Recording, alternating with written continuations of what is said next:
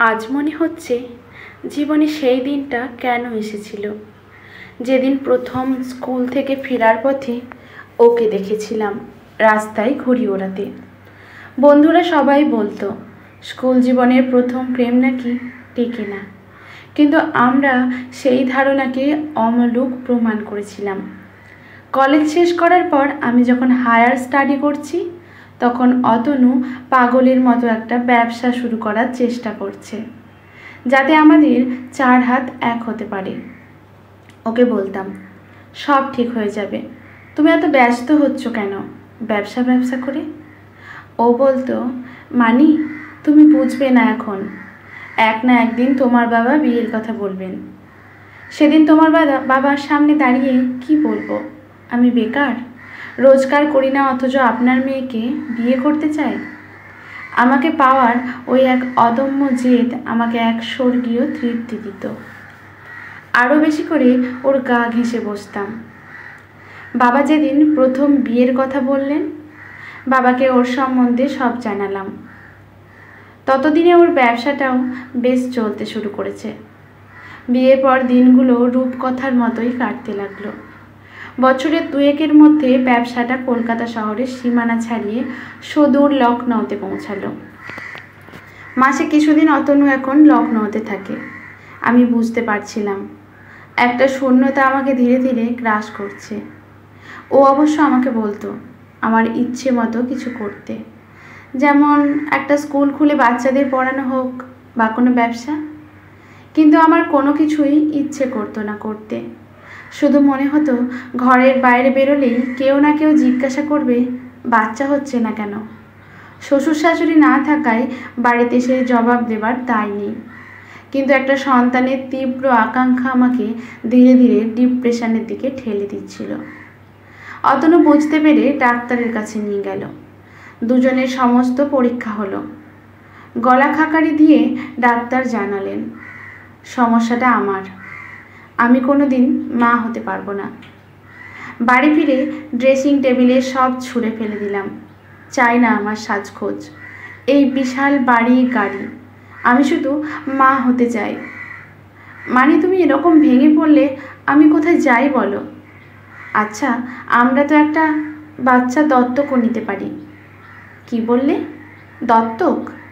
ইস, কার না কার রক্ত, আমি পারবো না এসব, আমি পারবো না। আর কোনোদিনও আমায় এসব দত্তকের কথা বলবে না। কোনো বেজম্মাকে নিয়ে আমি নিজের সন্তান হিসাবে মানুষ করতে পারবো না।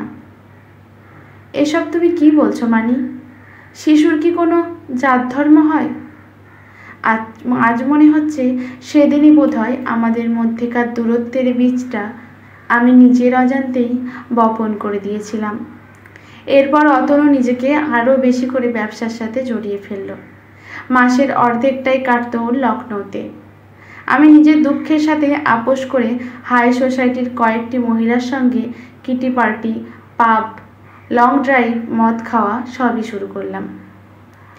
অতনু আর আমার জীবন সমান্তরাল রেখার মতো চলতে থাকলো দীর্ঘ 6 বছর। কাল অনেক রাতে বাড়ি ফিরে সোজা বেডরুমে ঢুকে ঘুমিয়ে পড়েছিলাম। মালিনী।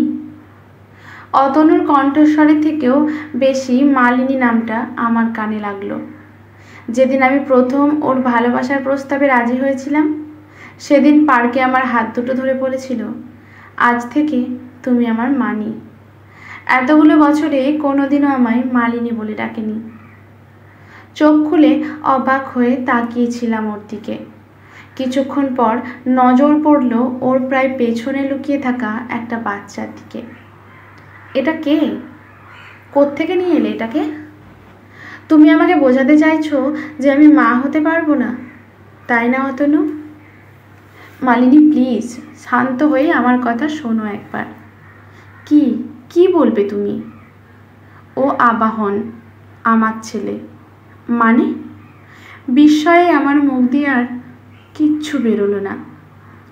ব্যবসার কাজেই প্রথম পিউয়ের সাথে আমার আলাপ হয়েছিল। তুমি যত আমার থেকে দূরে সরে যাচ্ছিলে, পিউ তত আমার কাছাকাছি আসছিল।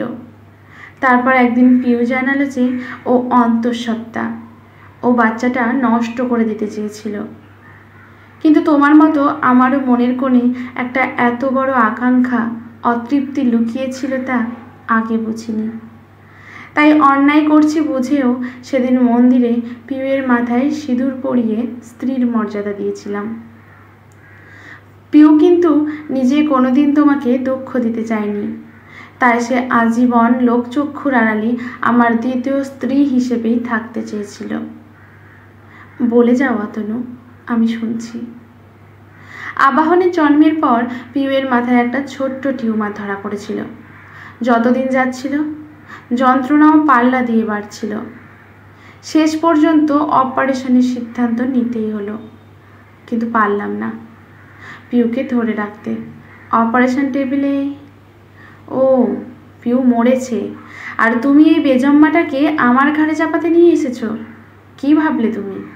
বাড়িতে তো একটা রেডিমেড আয়া আছেই, নিয়ে যাই এই অবৈধ রক্তবীজটাকে। প্লিজ মালিনী, এইভাবে বলো না। একবার ভেবে দেখো তো, এসব কিছুতে ওর কি দোষ? যদি সত্যিই কেউ দোষ করে থাকে তাহলে সেটা হলো আমি। তোমার যা শাস্তি দেওয়ার আমাকে দাও। বেজম্মাটা আসার পর থেকেই তো আমি মানি থেকে মালিনী হয়ে গেছি অতনু। আর কি বোঝাবে আমাকে? ওকে জন্ম দিয়ে যা বোঝাবার আমাকে বুঝিয়ে দিয়েছ। না মানি, তুমি ভুল বুঝেছ। ভেবে দেখো তো, গত 2 বছর আমাদের মধ্যে কোনো কথা হয়নি। যখনই তোমার সঙ্গে কথা বলতে গেছি তুমি কোনো না কোনো পার্টিতে যাওয়ার জন্য বেরোচ্ছিলে, বা পার্টি থেকে নেশা করে ফিরছিলে। আমি আমার মানিকে জীবনের কোনো বাঁকে যেন হারিয়ে ফেলেছি।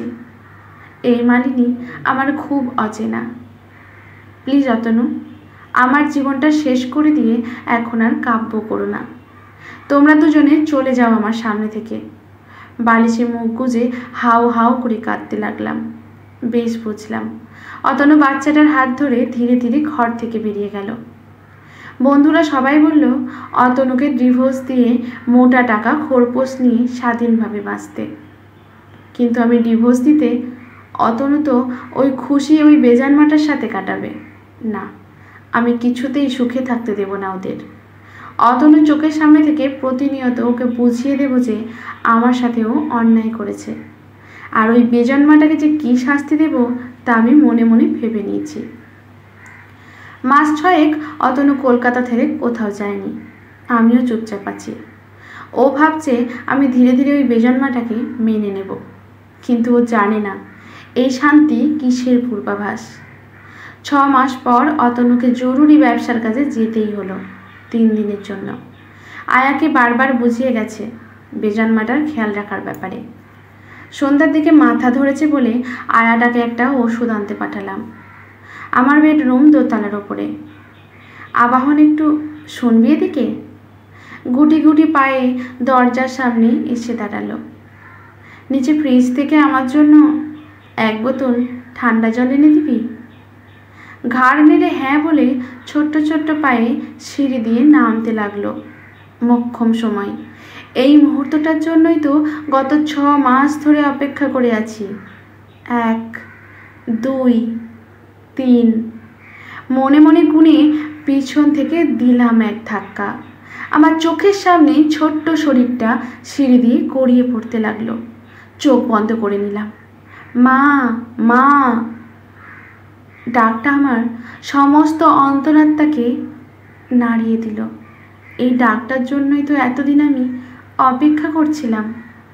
চোখ খুলে দেখি রক্তে ভেসে যাচ্ছে ওই ছোট্ট শরীর। 2 হাতে ওকে শক্ত করে তুলে হসপিটালে রওনা দিলাম। ডাক্তার দেখে বললেন অনেকটা রক্ত বেরিয়ে গেছে, রক্ত দিতে হবে। পরদিন সকালবেলায় বিধ্বস্ত অবস্থায় উদ্ভ্রান্তের মতো অতনু এলো হাসপাতালের কেবিনে। আমাদের দুজনের চোখেই তখন অশ্রুধারা। ও কিছু বলার আগেই আমি বললাম, দেখো, ডাক্তার বলেছিল আমি কোনোদিনও মা হতে পারবো না। ওই দেখো আমার সন্তান, ওর শরীরে আমার রক্ত বইছে। আজ থেকে ও আর বেজন্মা নয়, আমি ওর নতুন জন্ম দিলাম। 2 চোখ ভরা জল নিয়ে আমার বুকে মাথা রেখে অতনু শুধু বলল, মানি। আজকের গল্পটি এখানেই সমাপ্ত। ভালো লাগলে লেখকের প্রতি শ্রদ্ধা জানিয়ে একটা কমেন্ট করে যাবেন। লাইক শেয়ার করে পাশে থাকবেন। ধন্যবাদ।